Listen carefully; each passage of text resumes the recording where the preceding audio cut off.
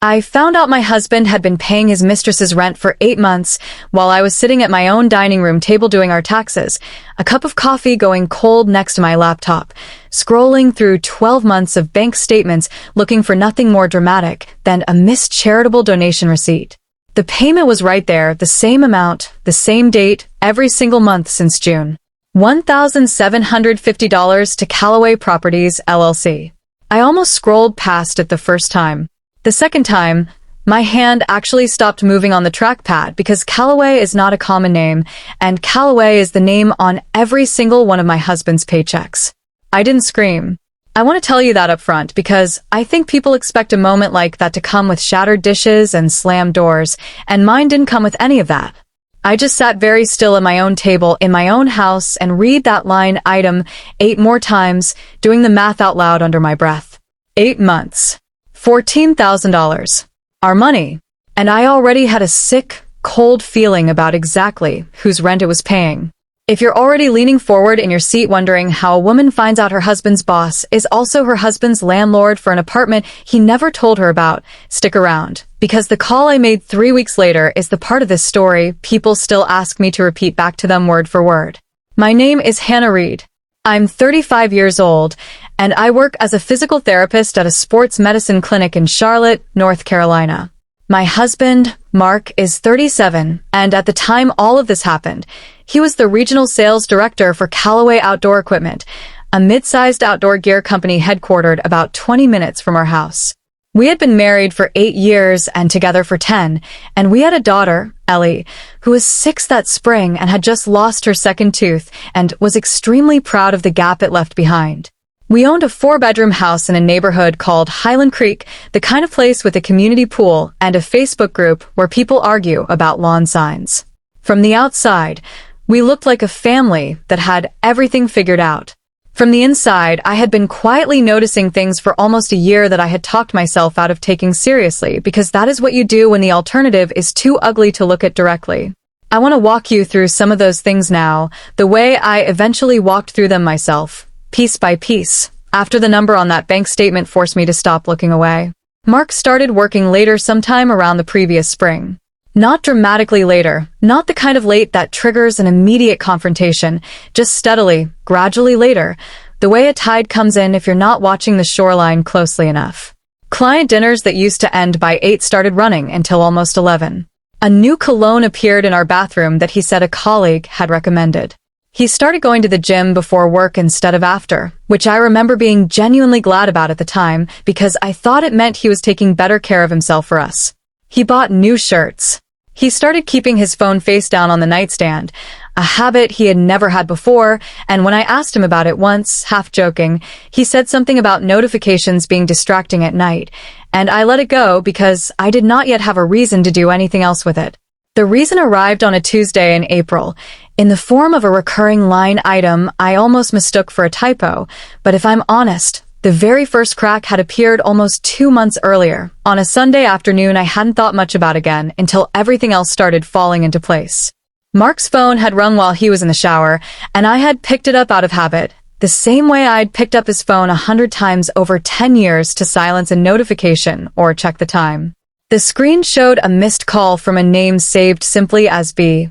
Front desk, which struck me as odd enough to register, but not odd enough, at the time, to do anything about. I asked him about it later that evening, half curious, half distracted, folding towels at the time. "Who's B?" from the front desk. Mark had glanced up from his laptop with an expression that, looking back now, lasted just a half-second too long before settling into casual. "Oh, that's just the building manager where we're doing the new client installation downtown. She handles scheduling for the loading dock." It was a perfectly reasonable answer. It was also, I would later confirm, a complete fabrication, since Brooke Ellison did not work at any building, did not manage any loading dock, and was, in fact, the exact name behind that single letter B. I didn't think about that call again for almost 8 weeks. I only remembered it at all because of what came next. I am, by training and temperament, a methodical person, which I think is part of why I didn't combust on the spot the moment I saw it. I am the one in our marriage who handles the bills, mostly because Mark travels for work and I'm the one home in the evenings, and every February I sit down with a spreadsheet and 12 months of statements to get our taxes ready before we hand everything to our accountant. I had done this same exercise 7 times before, without finding anything stranger than a forgotten subscription service. This year, scrolling through the checking account we had shared since the week after our wedding, I found a payment to Callaway Properties LLC, appearing on the 3rd of every month since the previous June, always for exactly $1,750, with a memo line that just said, Rent, Unit 4C. We do not own a rental property. We have never owned a rental property. I sat there staring at that memo line for a long time, the way you stare at a word in a foreign language, trying to make it mean something other than what it obviously means. I want to be honest about the next part because I think it's important for understanding everything that came after. My very first instinct was not suspicion of an affair. My first instinct, the boring, practical one, was that maybe Mark had quietly started some kind of side investment without telling me, which would have been its own problem, but a much smaller one than what I actually found. I opened a new browser tab and searched Callaway Properties LLC, fully expecting to find some random property management company I'd never heard of. What I found instead was a North Carolina business registration listing Gregory Callaway as the registered agent. Gregory Callaway. The same Gregory Callaway who founded Callaway Outdoor Equipment 31 years ago and still ran it. The man Mark had reported to, directly or indirectly, for the entire 9 years he'd worked there. I had been to this man's house for a company Christmas party. I had shaken his hand at Mark's last promotion dinner. And apparently on the side, he also owned an apartment complex called Maple Row, and Unit 4C in that complex had been getting its rent paid every single month for 8 months out of my checking account. I closed the laptop. I sat in the quiet of my own dining room for a long time, long enough that the coffee went fully cold, long enough that Ellie came downstairs once to ask if we could watch a movie before bed, and I said yes, without really hearing the question. And somewhere in that quiet, the panic that wanted to take over my body got pushed aside by something colder and far more useful. I was not going to find out everything I needed to know by confronting Mark with a bank statement and watching him talk his way around it.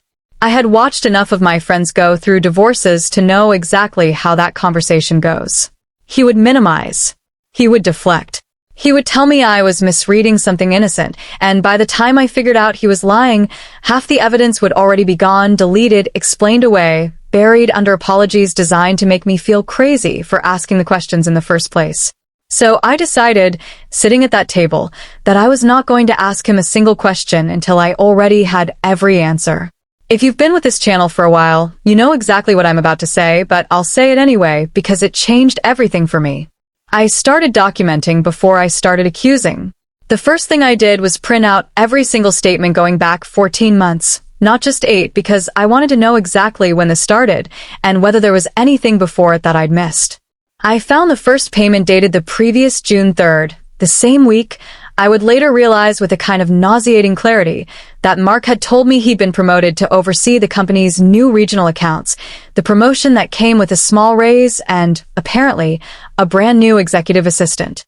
Her name, I learned 2 days later, scrolling carefully and quietly through the Callaway Outdoor Equipment employee directory that Mark's work laptop happened to have logged into on our shared home desktop, was Brooke Ellison. 28 years old. Hired the previous May, the month before the first rent payment, as Mark's executive assistant. I clicked through to her staff photo on the company intranet and recognized her immediately, not because I'd ever met her, but because she'd been standing 2 people away from Mark in a photo from last year's company holiday party that he'd posted to our shared family photo album without, I assume, thinking too hard about who else might be in the background of that picture someday. I did not cry over that photo the way I think people expect. I screenshotted it. I am telling you that because I think it matters. Somewhere in those first few days, grief and rage both took a back seat to something closer to project management, and I want you to understand that this is not because I am unusually cold. It is because I had a 6-year-old asleep down the hall who needed her mother to be functional, and functional, for me, meant turning my hands towards something productive instead of letting them shake. I drove past Maple Row Apartments on a Thursday afternoon during my lunch break, which I want to be clear was an entirely impulsive decision that I do not necessarily recommend to anyone else going through something similar. It was a clean, mid-rise complex off South Boulevard, the kind of place with a gym nobody uses and a pool that closes too early in the season. I parked across the street and sat there for 20 minutes, feeling slightly insane, before I gave up and went back to work, having accomplished nothing except confirming that the building existed and that, yes, there was a Unit 4C with a little brass numeral screwed into the door of a second-floor breezeway apartment, which I could see clearly enough from the parking lot with my car windows down. The second piece of the puzzle came from somewhere I genuinely did not expect, and I think this is the part of the story that surprises people most when I tell it. About a week after I found the bank statement, I got a text from a woman named Renee Castellano, who worked in accounts payable at Callaway Outdoor Equipment and whom I had met exactly twice, both times at company events, both times exchanging maybe 10 total sentences about nothing more meaningful than appetizers. Renee and I were not friends. We were barely acquaintances. But apparently, in the small, gossipy ecosystem of a mid-sized regional company, word travels in strange directions, and Renee had apparently noticed something odd crossing her own desk for months that she hadn't known what to do with, until a mutual friend mentioned, in passing, that Hannah Reed had been going through something lately.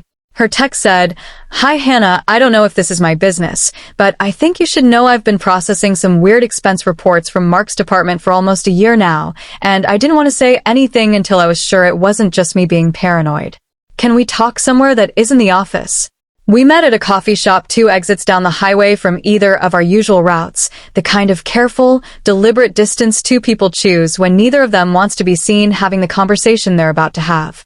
Renee slid a folded piece of paper across the table before she even said hello properly, a printed list of expense report line items going back 11 months, all submitted under Mark's department code, all approved by Mark himself as his department's manager, all flagged with vague, almost lazy descriptions.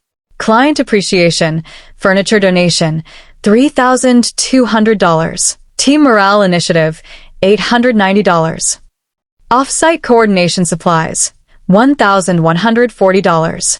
Renee told me she'd flagged the furniture one specifically months earlier because the delivery address on the invoice, which she'd had to pull for an audit, was a residential apartment complex rather than any client office Callaway did business with. I almost reported it to HR back then, she told me, stirring a coffee she never actually drank. But it's not really my department's job to chase that down once it's been approved by a director, and I figured maybe it was something legitimate I didn't understand. Then I heard you'd been looking into something, and I put it together. The delivery address on that furniture invoice was Maple Row Apartments. I looked it up myself before I texted you. Why didn't you just go straight to HR once you connected those 2 things? I asked her, genuinely curious, because I think I would have wanted to know the answer for myself someday if our positions had been reversed. She turned her coffee cup a quarter turn on the table before answering, like she'd been rehearsing this part too. Because HR moves slow when it's just suspicion, and a director's word still outweighs an accounts payable clerk's hunch most days around here. I needed something concrete to attach to it before anyone would take a second look, and honestly, I didn't have the full picture. I had a weird invoice and a weird address. I didn't have a wife who'd already connected it to a bank statement and a property record. You had the other half of it. I just had the half that made the company look bad. You had the half that made it real. I sat in that coffee shop holding a printout that proved my husband had not just been quietly siphoning money out of our joint checking account for 8 months, but had also been routing company funds, real Callaway Outdoor Equipment money, through fraudulent expense reports, to furnish the apartment he was paying for with my money. I want you to sit with that combination for a second the way I had to sit with it.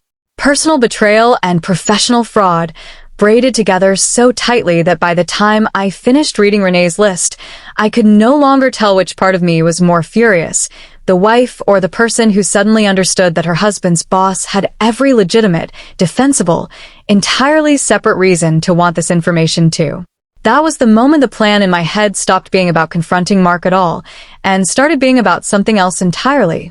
I called my best friend Priya that night, after Ellie was asleep, sitting on the floor of my closet with the door shut because it felt like the only room in the house that still belonged only to me. Priya and I had been roommates our first 2 years out of college, and she had gone on to become a CPA with her own small practice downtown, the kind of friend you call exactly once you've stopped needing comfort and started needing strategy. "I need you to explain something to me about married filing separately," I said, before she'd even finished saying hello. "And I need to know if there's a way to protect myself if it turns out my husband's been committing some kind of fraud I don't fully understand yet." Priya didn't ask a single unnecessary question, which is one of the reasons I love her. "First thing," she said, "if there's any chance he's underreported income, claimed fraudulent deductions, or there's unreported cash moving through accounts tied to his job, you do not want her name on a joint return this year. Filing separately protects you from joint and several liability, which is the legal way of saying the IRS can't come after your assets for his mess if this turns into something bigger than rent payments. Second thing, and I want you to actually hear this part, Hannah, don't tell him you're filing separately until it's already done. The second he knows you know something, he gets the chance to clean it up and you lose your advantage."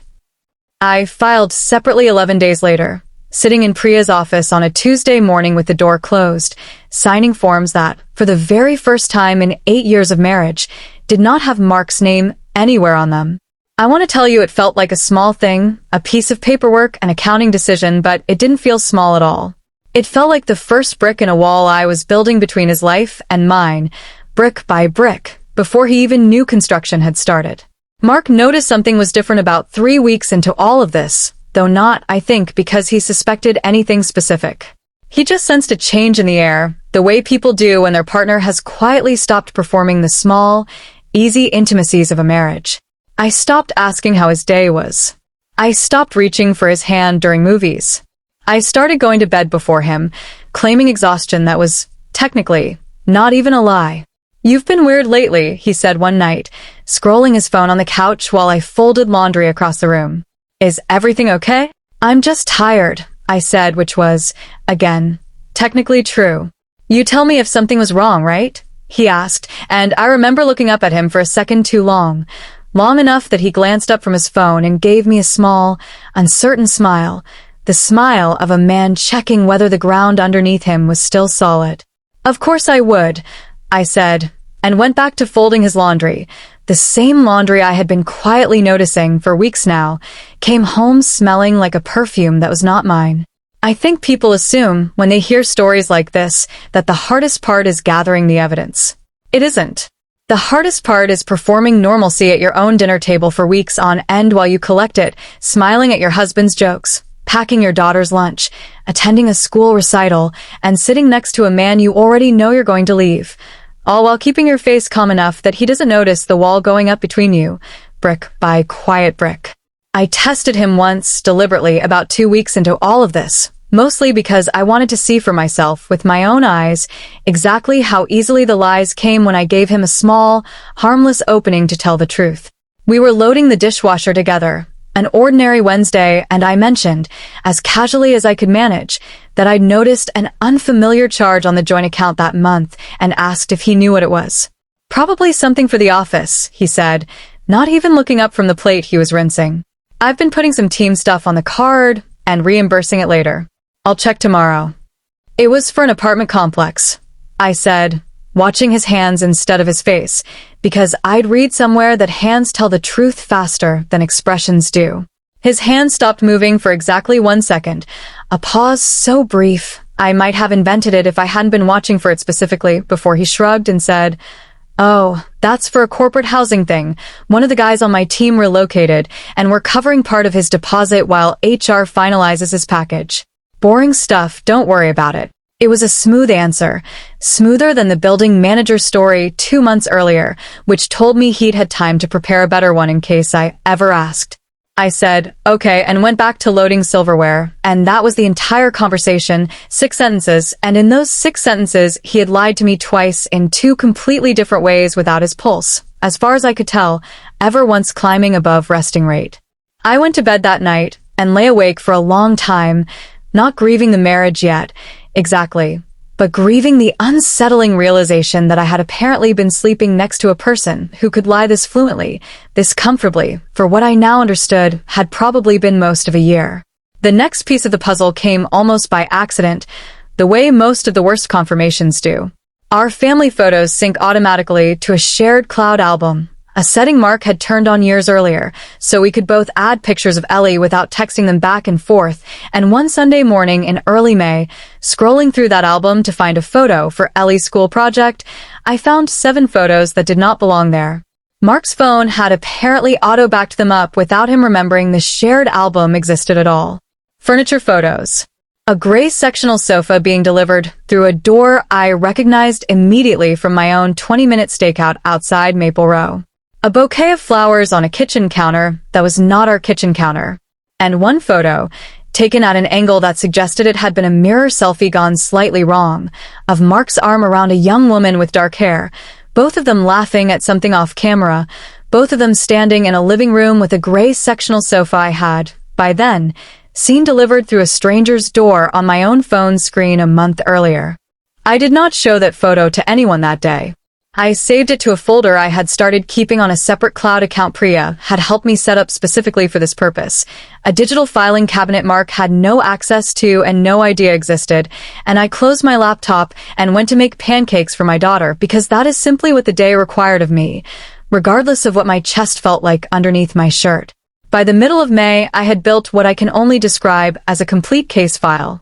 14 months of bank statements showing the rent payments. Renee's printout of fraudulent expense reports. The employee directory photo confirming Brooke Ellison's identity and role. The cloud photos confirming the relationship beyond any reasonable doubt. A printout from the Mecklenburg County Property Records Office confirming Gregory Calloway, personally and through Calloway Properties LLC, as the registered owner of the Maple Row complex. And a separate folder, started almost as an afterthought, documenting Calloway Outdoor Equipment's own employee handbook policy, which I had found publicly posted on a job recruiting site that quoted excerpts from it, a policy explicitly prohibiting romantic relationships between supervisors and the subordinates who report directly to them, implemented, according to the recruiting post, after a harassment lawsuit the company had quietly settled 6 years earlier. That last piece of paper changed everything about what I planned to do next. I had originally assumed, when this whole thing started, that my path forward looked like every divorce story I'd ever watched unfold among friends. Confront the husband. Cry. Maybe throw something, though I've never personally been a thrower. Hire a lawyer. Move slowly through a year of mediation and custody schedules and the particular exhaustion of dividing a life you built together back into 2 separate, smaller piles. I still ended up doing most of that, eventually. But standing in my kitchen that May afternoon, holding a printed copy of an anti-fraternization policy next to a printout of fraudulent expense reports next to a property record proving my husband's boss owned the apartment my money had been paying for, I understood that I had something most people in my situation never get handed to them. I had a second target, a man with both the institutional power and the personal stake to end this faster and more thoroughly than any divorce court ever could, and that man was sitting in an office 20 minutes from my house, completely unaware that his own company's money and his own rental property had both been quietly drafted into the worst 8 months of my marriage. I called my divorce attorney first, a sharp, no-nonsense woman named Diane Foster, who Priya had recommended, mostly to make sure I wasn't about to do anything that would damage my own legal position before the divorce paperwork was even filed. Legally, Diane told me over the phone, you are completely within your rights to share evidence of marital misconduct, including evidence of marital asset dissipation, with whomever you choose, as long as you didn't obtain it illegally.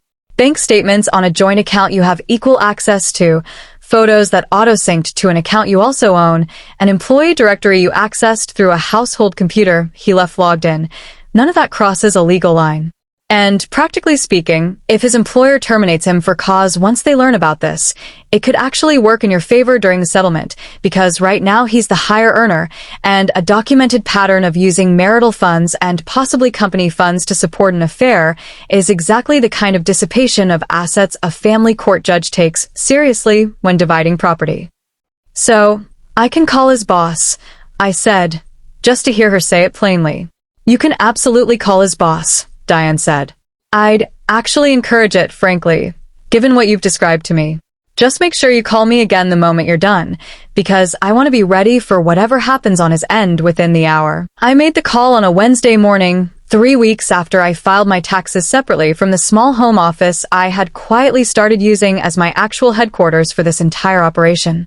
I had rehearsed it the night before, sitting alone at the kitchen table after Ellie went to bed, the same table where this whole thing had started, writing out exactly what I needed to say and in exactly what order, because I understood, even then, that this call would likely only get one real chance to land the way I needed it to. I did not call Gregory Calloway's cell phone, which I did have from years of Christmas card exchanges and a single awkward conversation at a company barbecue. I called his office directly through the main Calloway outdoor equipment line and asked his assistant, in a calm, professional voice, whether Mr. Calloway had 15 minutes for a call regarding a compliance matter involving one of his department directors. I gave my full name. I did not say I was Mark's wife. I think that single decision did more work than almost anything else I said that day, because by the time Greg Calloway picked up the phone 20 minutes later, he had clearly been told only that a woman named Hannah Reed wanted to discuss a compliance issue, and he had no idea yet that the name on his calendar belonged to the wife of one of his own directors. Hannah, he said, warm, a little confused, the voice of a man who vaguely placed my name but couldn't immediately attach a face to it. Diane in my office said you wanted to talk about a compliance matter. I have to admit, I'm not sure I know which department you're with. I'm not with any department, Greg, I said. I'm Mark Reed's wife. There was a pause on the line, the kind of pause where you can almost hear someone recalculating an entire conversation in real time. Oh, he said, his voice shifting register slightly, a little more careful. Hannah, of course, I'm sorry, I should have placed that. Is everything all right? Not really, I said. But I want to be clear up front that I'm not calling to vent about my marriage, and I'm not calling to ask you to fix anything personal between Mark and me. I'm calling because I have documentation that your company's expense report system has been used over the past 11 months to fraudulently bill personal furniture and apartment-related purchases as business expenses, and I have documentation that for the past 8 months, an apartment you personally own through Calloway Properties LLC, Unit 4C at Maple Row, has had its rent paid directly from my joint checking account, while it was being occupied by your employee Brooke Ellison and my husband, who is, as you know, her direct supervisor, which I believe is a direct violation of the fraternization policy your own company implemented after the lawsuit 6 years ago. I had practiced that paragraph 11 times the night before, and I delivered it exactly the way I'd rehearsed it, flat, factual, without a single tremor in my voice, and I will tell you honestly that the silence on the other end of that call lasted long enough that I genuinely wondered if the line had dropped. I need you to say all of that again slowly, Greg finally said, and his voice had changed entirely, every trace of warm confusion replaced by something flat and careful and, underneath it, genuinely alarmed. I said it all again, slowly, exactly as requested, and this time I added the specifics. The rent amount, the exact dates of the 8 payments, the expense report line items Renee had flagged, with their codes and approval dates.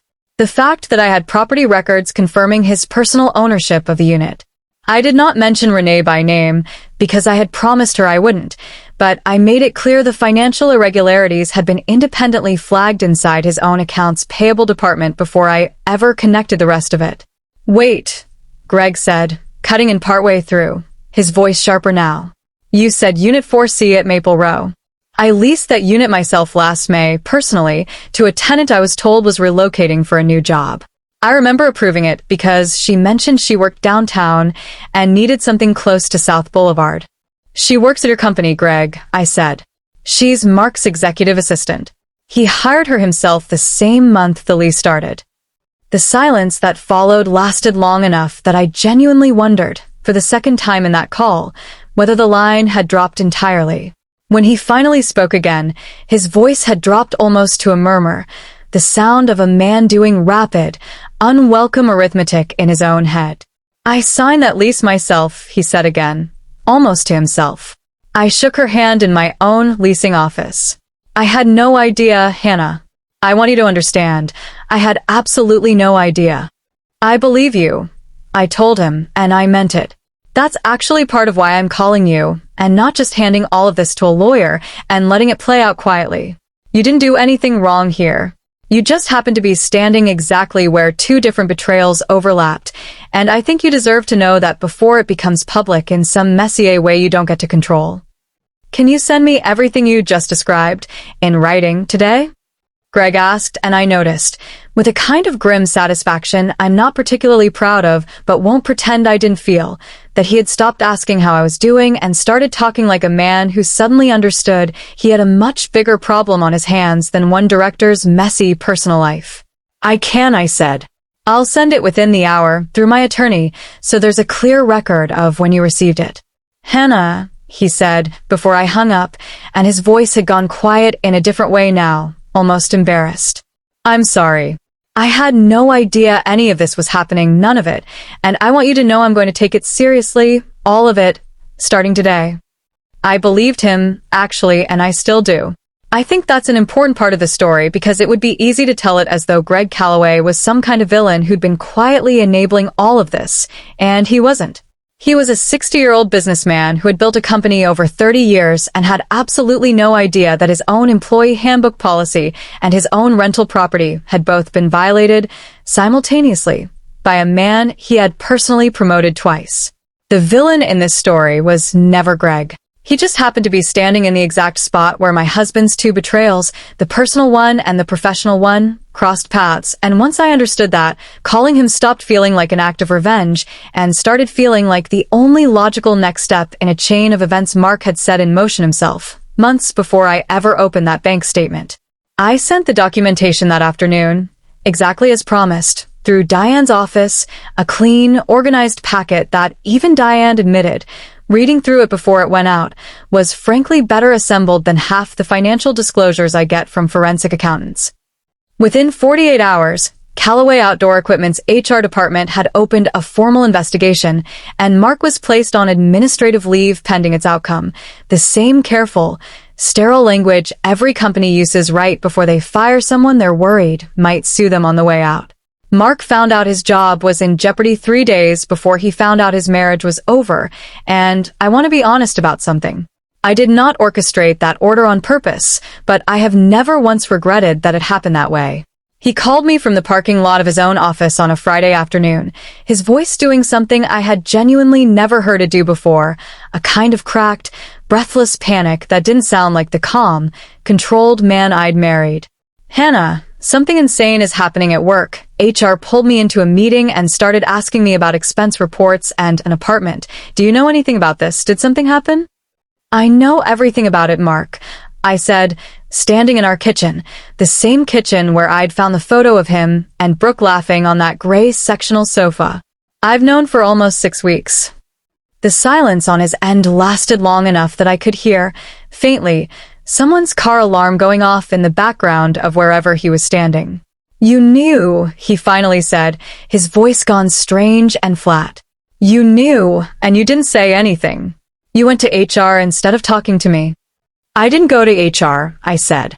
I called Greg because Greg happens to own the apartment my joint checking account has been paying rent on for 8 months, and because his company happens to have a policy against exactly the kind of relationship you've been having with your own assistant.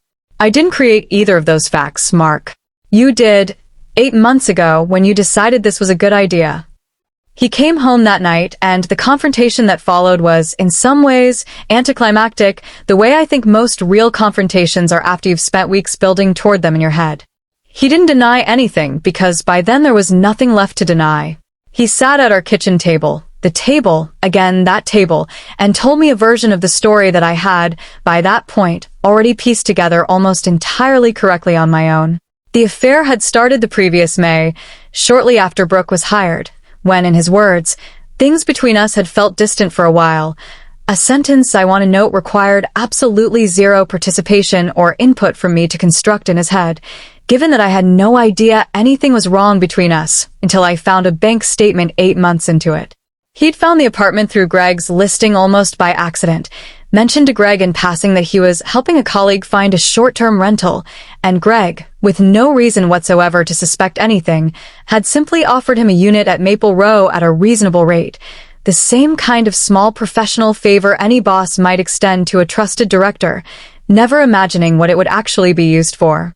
"I never meant for it to go on this long," Mark said, which is, I've come to understand, the single most useless sentence a person can say after 8 months of deliberate, repeated choices. "You authorized 14 rent payments, Mark," I said. "One at a time, every single month, for 8 months. That's not an accident that kept happening to you. That's a decision you kept making." He didn't have an answer for that, the same way I would learn later he hadn't had an answer for most of HR's questions either, and that, more than the affair itself, more than the lying, more than the fraudulent expense reports, is what finally told me everything I needed to know about whether there was anything left in this marriage worth trying to save. I had spent 10 years with a man I thought was steady and dependable.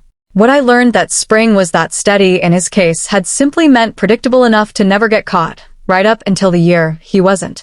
The investigation at Callaway Outdoor Equipment moved faster than any divorce ever could, mostly because companies, when properly motivated by liability exposure, can move with a speed that family courts simply do not have access to.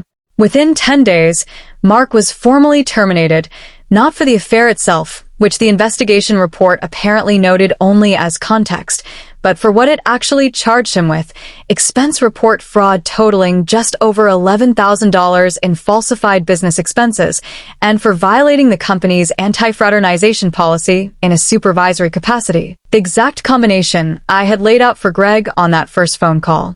Brooke Ellison was terminated the same week, though I learned through Renee, in one more careful, low-key coffee shop conversation, that her departure had come with considerably less institutional fury attached to it. The HR investigation apparently concluded that while Brooke had participated in the relationship willingly, there was a legitimate question about the power dynamic involved, given that Mark had directly controlled her performance reviews, her workload, and, as it turned out, had quietly promised her a promotion to senior coordinator the previous fall. A promotion that had never actually materialized and that Renee suspected Brooke had started to realize, in the final weeks, was never actually coming. There was one more moment from that period I think about more than almost any other, mostly because it happened in front of an audience neither of us could control. About 2 weeks after Mark's termination went public within the company's small social circle, I ran into Mark's mother, Linda, at the grocery store on Providence Road. Of all places, both of us reaching for the same brand of rotisserie chicken at 6 in the evening on a Thursday.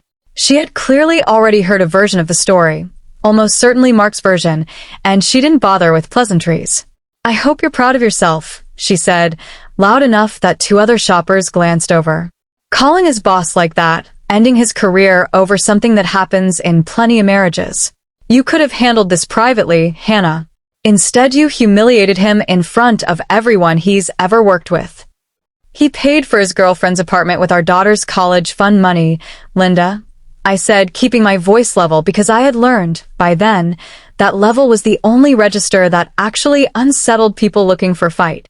I didn't humiliate him. I told the truth to the one person who had both a personal and a financial reason to already know it. If you'd like to discuss who actually did the humiliating here, I'd be happy to send you copies of the expense reports. She didn't have an answer for that, the same way her son never seemed to have an answer for much of anything once the actual paperwork entered the conversation, and she pushed her cart away without another word, leaving me standing in the rotisserie chicken aisle holding a receipt I didn't even remember picking up. I told Priya about it on the phone that night, and she laughed so hard she had to put the phone down for a second. "You brought up the expense reports in a grocery store," she said. "Hannah, I love you, but you are never, ever allowed to act surprised again when people say you're terrifying." Brooke reached out to me herself, almost a month after everything came apart, in a message I did not expect and almost didn't read past the first line. She asked if we could talk just once, not to ask for anything, just to say something she felt she owed me. I agreed, mostly out of the same stubborn curiosity that had made me drive past Maple Row on my lunch break months earlier, and we met at a coffee shop, a different one than the one where I'd met Renee, both of us choosing neutral ground with the same careful instinct. She looked younger in person than her staff photo had suggested, and considerably more exhausted. "I'm not going to ask you to forgive me," she said, twisting a napkin between her fingers. "I know what I did, and I'm not going to pretend I didn't know he was married. I just wanted to tell you, because I don't think anyone else is going to, that he told me you two were basically already separated when we started. He told me you'd stopped sleeping in the same room months before he even introduced himself to me properly at work.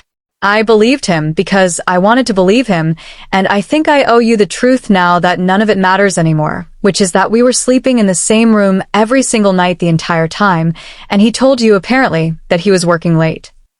I sat with that for a long moment, not because it changed anything about what I already knew, but because it confirmed something I think every person in this kind of story eventually has to accept. The lies don't usually happen in one place. They happen in two places at once, told to two different women, each version carefully shaped to make the deception feel survivable from the inside, right up until both versions collapse into the same ugly, unavoidable truth at the exact same time. "Why are you telling me this?" I asked her. "Because he never once apologized to me either," she said, and for the first time, her voice cracked slightly. "He told HR I pursued him. He told his own lawyer the relationship was my idea. He's never once, in the entire time since this fell apart, said he was sorry to either one of us, and I think you deserve to know that the version of him you're divorcing is the same version I got stuck dating. I'm not asking you to feel sorry for me. I just didn't want you walking around thinking I got something out of this that you didn't. I got fired and dumped in the same month, Hannah. I don't think either of us actually won anything here." I want to tell you, I felt nothing but contempt for her sitting across that table, and for a while in the early weeks, I genuinely did.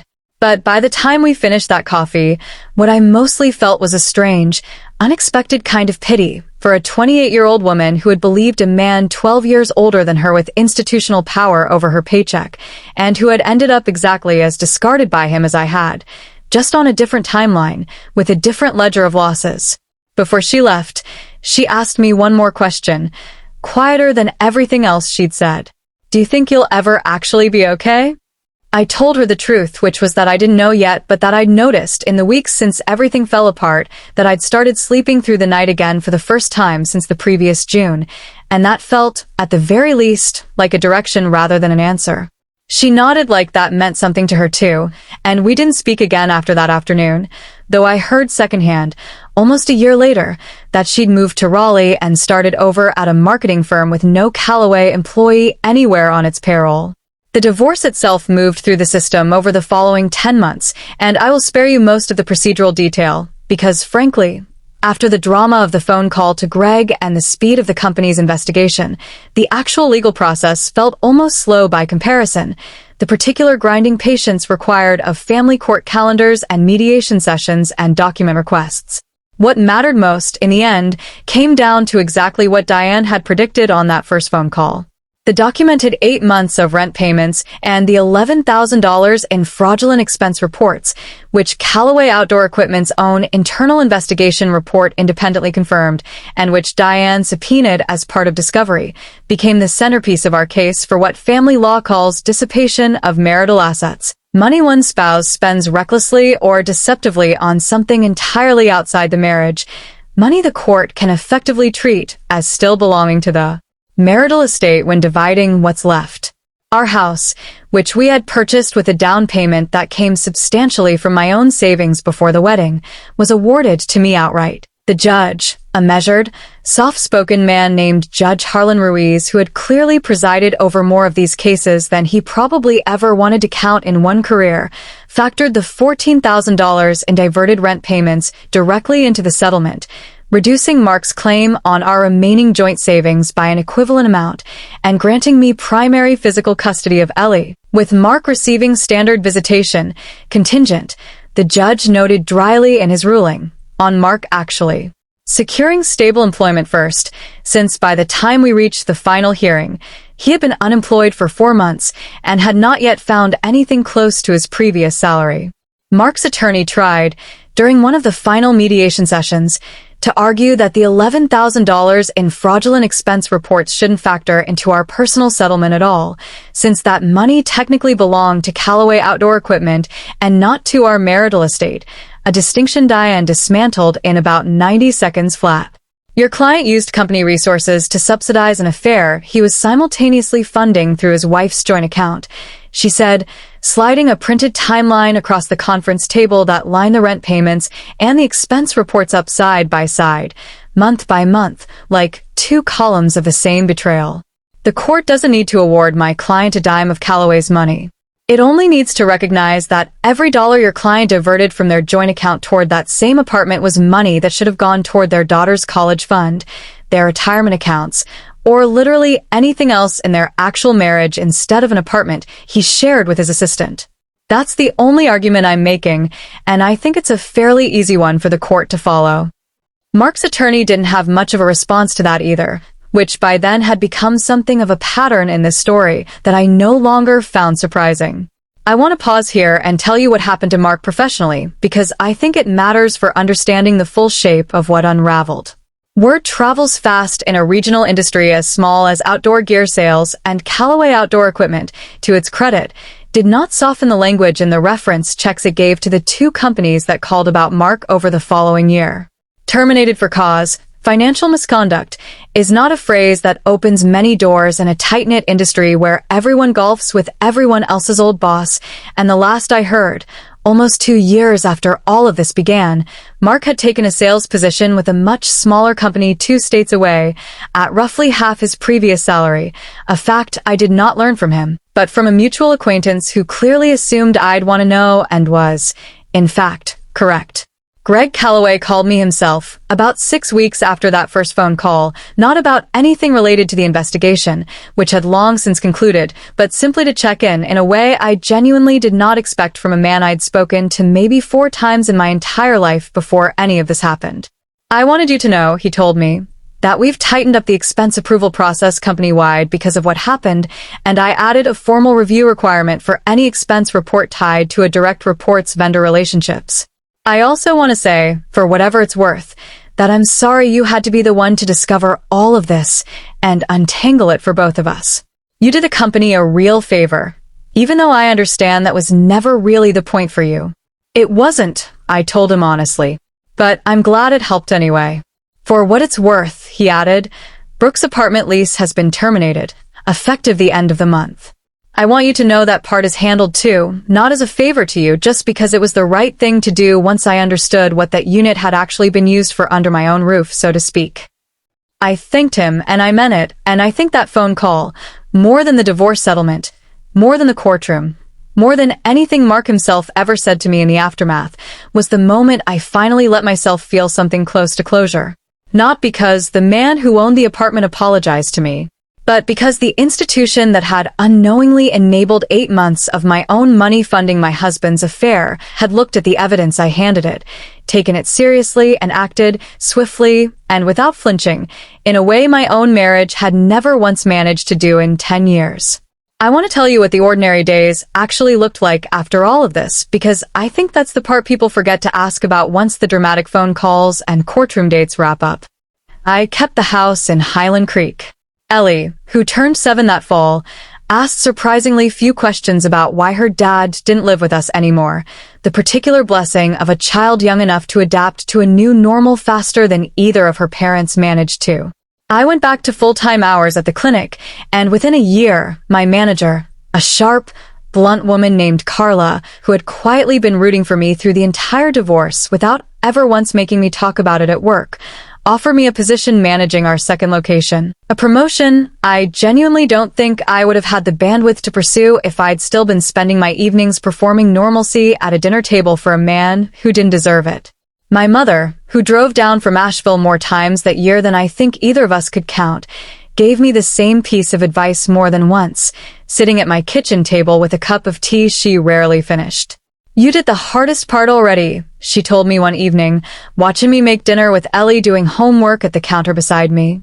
Everything after this is just rebuilding, and rebuilding, sweetheart, is the easy part once you know exactly what you're rebuilding without. She was right, mostly. The rebuilding was slow in the way most honest rebuilding is: unglamorous, unremarkable, full of ordinary Tuesdays that simply got a little easier with each one that passed. I went through a stretch that summer where I caught myself checking bank statements far more often than any healthy person needs to, a habit Priya gently pointed out one afternoon over coffee, not as a criticism, just as an observation. "You're allowed to stop auditing your own life eventually," she told me.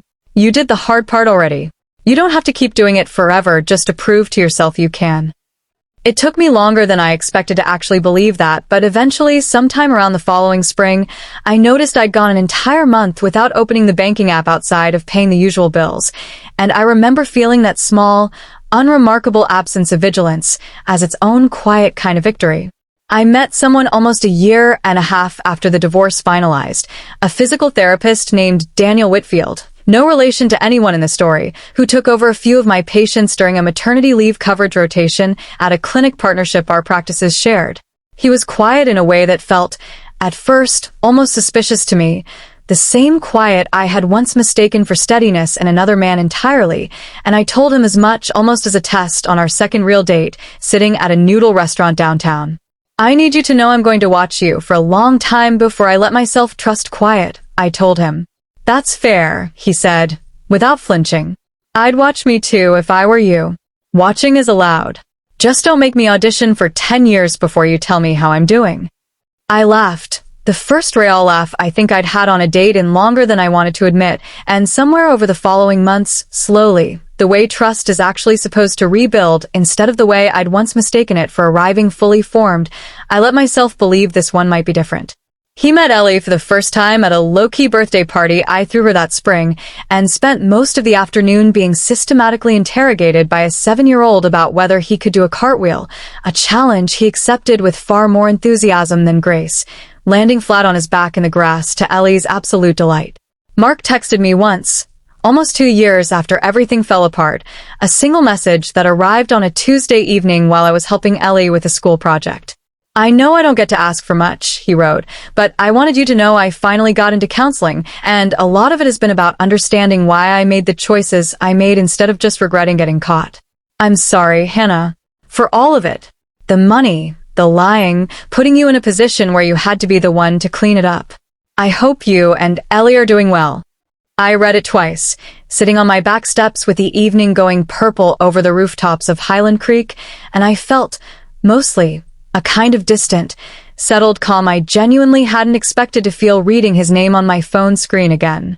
I didn't respond with anger, because I didn't have any left to spend on him. I didn't respond with forgiveness either, not because I was withholding it out of spite, but because I'm honestly still not sure, even now, that forgiveness is the right word for whatever it is I actually feel toward him. I typed back 5 words. "I hope you're doing better." And then I put my phone down and went back to helping my daughter glue construction paper planets onto a poster board, because that, in the end, was always the actual point of everything I'd fought for. Not the phone call to Greg, dramatic as it was. Not the courtroom, satisfying as the final ruling felt. Just this, an ordinary Tuesday evening, my daughter's homework spread across the kitchen table, a man I trusted asleep on my couch after falling there an hour earlier watching a movie he didn't actually like just because I wanted to, and a life I had quietly, methodically, deliberately rebuilt for both of us. Out of the wreckage of 14 months of statements, I almost didn't bother reading closely the first time through. People ask me sometimes, usually after they've heard the whole story laid out start to finish, why I didn't just scream at him the night I found that first payment, why I sat on it for 6 weeks instead of confronting him the moment I knew. I understand the question. Screaming would have felt good for about 10 minutes, and then I would have spent the next several months chasing evidence he'd already had time to delete, defending a version of events he'd already had time to rehearse, fighting a battle on ground he'd already had time to choose. I didn't get angrier by waiting. I got quieter and colder and considerably more precise, and I have come to believe that precision, not volume, is what actually wins these things in the end. He spent 8 months betting that the woman folding his laundry would never look closely enough at a bank statement to notice $1,400 hiding in plain sight every single month. He bet wrong, and I don't think, even now, he's fully understood why. If you've made it this far, thank you for staying with our story. I think about that Tuesday in April sometimes, The one where I almost scrolled past a line item that didn't look dramatic enough at first glance to be worth a second look. I think about how close I came to closing that laptop and going back to a marriage I had no idea was already over in every way that actually mattered. I'm glad I didn't. I'm glad I stopped, looked closer, and decided, calmly, without a single raised voice, that I was going to find out exactly how deep it went before I let anyone talk me out of believing my own eyes.